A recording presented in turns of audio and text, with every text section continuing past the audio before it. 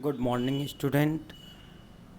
जैसा आप जानते हैं कि हमने पिछले वीडियो में हिस्ट्री लेसन 4 ट्राइबल एंड डिक्यूज के बारे में स्टडी कर रहे थे। आज का जो कॉन्सेप्ट है वो है द प्रॉब्लम विथ ट्रेड, कि व्यापार के साथ क्या समस्याएं थी। देखो, जैसा आपको पता है कि ट्राइबल डिक्यूज कहते थे जो भी आउटसाइडर थे।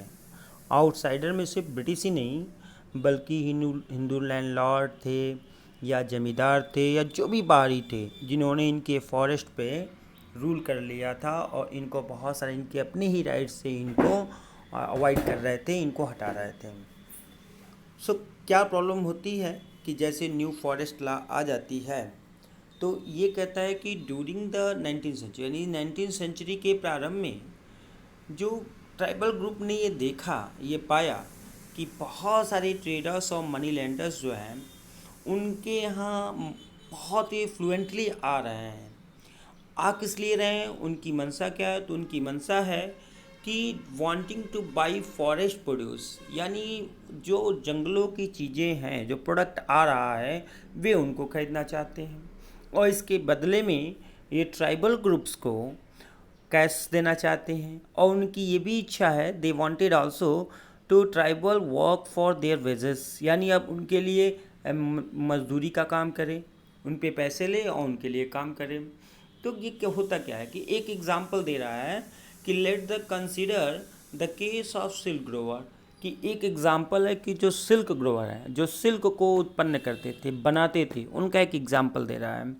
तो जैसा आपने पिछले लेसन में भी पढ़ा होगा कि भारत में जो सिल्क था या कॉटन था, इसकी बड़ी डिमांड थी यूरोपियन मार्केट में और ब्रिटिश ये चाहते थे कि ज़्यादा से ज़्यादा जो है वे ज़्यादा से ज़्यादा वे सिल्क प्रोड्यूस करें और यूरोपियन मार्केट में सेल करें और इस तरह अपने जो है डिमांड को पूरा करें। तो कहते हैं हजारीबाग, एक एग्जांपल दे रहा है हजारीबाग है। हजारीबाग आज झारखंड में है। तो हजारीबाग एक्चुअली एग्जांपल है एक हमारे सिल्क ग्रोवर का। तो Hazaribagh in present day Jharkhand was an area where the Santhal एक ट्राइबल सोसाइटी है, ग्रुप है, रेयर्ड ककुन्स, यानी वो ककुन्स क्या है? तो ककुन्स जिससे सिल्क बनाई जाती है, तो वो ककुन्स को जो है रेयर्ड करते थे। The trader dealing in silk sent in their agent who give loan to the tribal people and collected the cocoons. अब ये क्या करते थे? जो ट्रेडर्स थे, जो व्यापारी थे, जो ब्रिटिशर थे, जो डिकूस थे या जो भी आउटसाइडर हैं, वे अपने एजेंट लगाते थे और इन ट्राइबल ग्रुप्स के पास, संथाल्स के पास भेजते थे और इनको लोन्स देते थे। लोन का मतलब होता है कि पहले ही इनको पैसे दे देते थे, कर्ज देते थे और बदले में इनकी डिमांड क्या थी कि ये इन संथाल ग्रुप से ये कोकुन्स जो है कलेक्ट करते थे, लेकिन बहुत ही कम वेजेस पे। जैसे देखिए कि the Grover paid ₹3 to ₹4 for 1,000 कोकन्स, यानी हज़ारों कोकन्स के मात्र 3 से 4 रुपए जो है इन ग्रोवर्स को ये ट्रेडर्स दिया करते थे और फिर इसी को वे एक्सपोर्ट करते थे बर्डगवान और गया, जो जिसे हम गया कहते हैं, where they sold at the 5 times। ध्यान दो कितने टाइम्स हैं? 5 times, 5 गुना दामों पे बेचा करते थे। और इस बीच में क्या होता था कि जो मिडिल मैन थे, जो मिडिल मैन है, so called because they arrange deal between the exporter and the silk Grover. जो एक्सपोर्टर जो कोकुन्स को भेजते थे आउटसाइड और दूसरे जो कोकुन्स को प्रोड्यूस करते थे, इन दोनों के बीच की जो डीलिंग करते थे, जो डील करा देते थे, उन्हें हम कहते थे मिडिल मैन। उनको इस ट्रेडिंग में बहुत ही ज़्यादा यूज बेनिफिट होता था। Understandably many tribal groups saw the market and the trader as their main enemy. अब इससे क्या प्रॉब्लम थी कि ट्राइबल जो है एक हार्ड लेबर के बाद भी, एक कठिन मेहनत के बाद भी उनको बहुत ही कम पैसे थे और अब वो सोचने लगे कि उनकी माइजरी कंडीशन के जो रिस्पॉन्सिबल हैं वो यही ट्रेडर्स हैं, यही मिडल मैन हैं। अब हम नेक्स्ट में देखते हैं कि इन सर्च ऑफ वर्क, यानी सर्च ऑफ काम की तलाश, the plight of tribal who had to go far away from their home in search of work was even worse. अब जो और भी कंडीशन बुरी हो गई कि जब ये अपने नए कामों की तलाश के लिए घूमने लगे या सर्च करने लगे तो इनकी कंडीशन और भी पुअर हो गई। From the late 19th century, अब 19th सेंचुरी के अंत में टी प्लांटेशन जो कि मेनली स्टार्ट हुआ आसाम में जहाँ हिली एरियाज़ है, started coming up and mining becoming important industry. अब जो माइनिंग है और जो टी प्लांटेशन है यह इनकी मेन इंडस्ट्री हो गई। यहाँ भी इनकी दिक्कतें कम नहीं होती हैं, यहाँ भी प्रॉब्लम होती है। Started tribal were recruited in large number to work the tea plantation of Assam and the coal mine of Jharkhand. कहते हैं कि बहुत सारे ट्राइबल ग्रुप्स को आसाम के टी प्लांटेशन या झारखंड के कोल माइन में लगाए गए। अब क्या हुआ कि दी वेयर रिक्रूटेड थ्रू कॉन्ट्रैक्टर। अब ये ठेकेदार इनकी ठेकेदारी ले लेते थे। ये कहते थे कि हम आपको लेबर जो है इन लैंड ऑनर से या फिर फैक्ट्री ऑनर से ये बात करते थे कि हम आपको जो है लेबर प्रोवाइड कराते हैं, लेकिन उनका ये भी एक तरीके से मिडल मैन है, इनके भी ज़्यादा बेनिफिट हो जाते हैं। तो कॉन्टेक्ट टू पे दे माइजरेबली लो वेजेस। अभी भी ये ट्राइबल ग्रुप को बहुत ही कम पैसे देते हैं और यहाँ तक and prevented them from return home, और काम छोड़ के इन्हें घर जाने नहीं देते हैं। ओके, इस तरह से अब ये सारे जो सर्कमस्टांसेस बनते जा रहे हैं, इससे जो ट्राइबल ग्रुप है वो पीड़ित है। उसको लगता है कि उसका बहुत ज़्यादा एक्सप्लॉयटेशन किया जा रहा है, शोषण किया जा रहा है। और इन सब के पीछे रीज़न क्या है?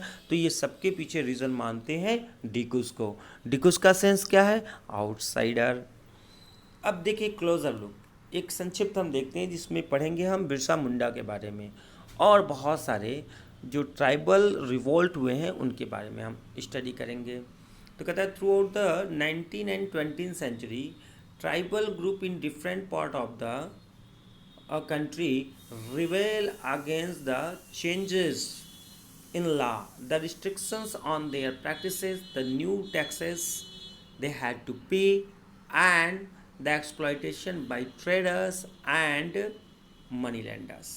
कहता है कि 19 और 20th सेंचुरी के बीच में ट्राइबल ग्रुप अब ये सोचने लगते हैं कि बहुत सारे जो लॉ या जो इनका एक्सप्लॉयटेशन किया जा रहा है उसको अब समय आ गया है कि उसको चेंज किया जाए और उनको डिकू से, ये मनी लैंडर्स से या फैक्ट्री ऑनर्स से इनको बचाया जाए, इनके हितों की रक्षा की जाए।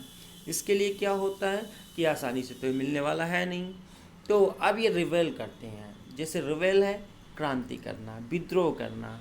ये क्या करते हैं, जैसे एक कोल्स है, याद रखिएगा टाइम, कोल्स ये भी एक ट्राइबल ग्रुप है।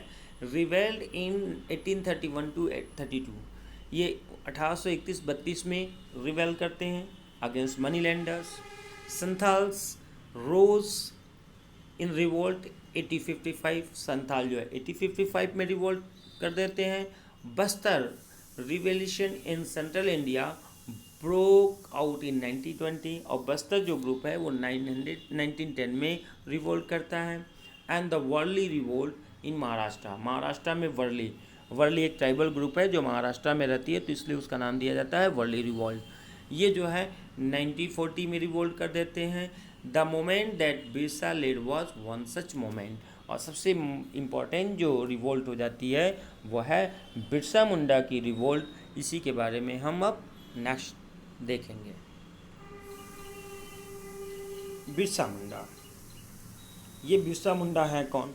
पहले ही आपको चैप्टर के शुरुआत में बताया गया था कि बिरसा मुंडा का जो जन्म होता है वो छोटा नागपुर जो झारखंड के पास है उस छोटे से गांव में होता है। तो कहता है Birsa was born in the mid 1870 में वो पैदा होता है। The son of a poor father. देखो है क्या, ट्राइबल ग्रुप है, ये गरीब फादर का बेटा है, दैट मीन्स इसके फादर पुअर होते हैं। He grew up around the forest of Bahunda उस जंगलों में रहने वाले लोग हैं, तो उसी बहुंडा फॉरेस्ट है उसी में ये बढ़ता है। कहता है ग्राजिंग शीप प्लेइंग द फ्लूट, उसके बारे में बता रहा है कि ग्रेजिंग शीप ये क्या करते हैं कि भेड़ों को पालते हैं, फ्लूट शीप प्लेइंग फ्लूट बांसुरी वगैरह से खेलते हुए बजाते हैं, and dancing in the local akhara, और लोकल अखाड़ा जो उनकी अपनी प्रैक्टिसेस होती है वहाँ पे वो डांसिंग, यानी कि वो एक अच्छा जीवन गुजार रहे होते हैं। फोर्स्ड बाई पॉवर्टी, लेकिन गरीब है। बस father had to move from place to place looking for work, उनके फादर एक जगह से दूसरी जगह काम की तलाश करते हैं। एज एन एडोलसेंट, देखो जैसे ही वो एडोलसेंट है, एडोलसेंट का मतलब होता है कि जब वो युवा है, युवा होने को है। Birsa here tells of the Munda uprising of the past and past सादा सरदार्स, जिसे लीडर्स कहते हैं, of the community urgings the people to revolt. कहते हैं जैसे जैसे वो एडोलसेंस में आते हैं वो बहुत सारी कहानियाँ सुनते हैं कि कैसे उनकी सोसाइटी अपराइजिंग करती है, आगे बढ़ती है। सरदार जो लीडर्स हैं उस कम्युनिटीज़ के, उनके बारे में ये जानते हैं कि किस तरह उन्होंने अपराइजिंग किया है, उन्होंने ये माना है, उन्होंने कहा है कि आप रिवॉल्ट करो अपने गोल्डन पीरियड। इनका ये मानना था कि इनका पीरियड जो पास्ट है बहुत ही ग्लोरियस पीरियड है, तो उसको ये पाने के लिए कहते हैं कि आपको इन डिकूज के अगेंस्ट रिवॉल्ट करना पड़ेगा, आंदोलन करना पड़ेगा और अपने राइट को लेना पड़ेगा। The talk of golden age when the Mundas had been free of the operation of diku. वे क्या बात करते हैं कि वे अपने गोल्डन पीरियड की बात करते हैं कि कभी वो बहुत ही स्वतंत्र थे और उनका बड़ा ही सामर्थ्य जीवन था, बहुत ही वो सुसंगठित थे या बहुत अच्छा रूल करते थे और बगैर किसी डीकू के ऑपरेसिव के, किसी डीकू के दबाने से पहले किसी का कोई अधिकार उसमें नहीं था। And Munda had been free of and said there would be a time when the ancient right of the community would be restored.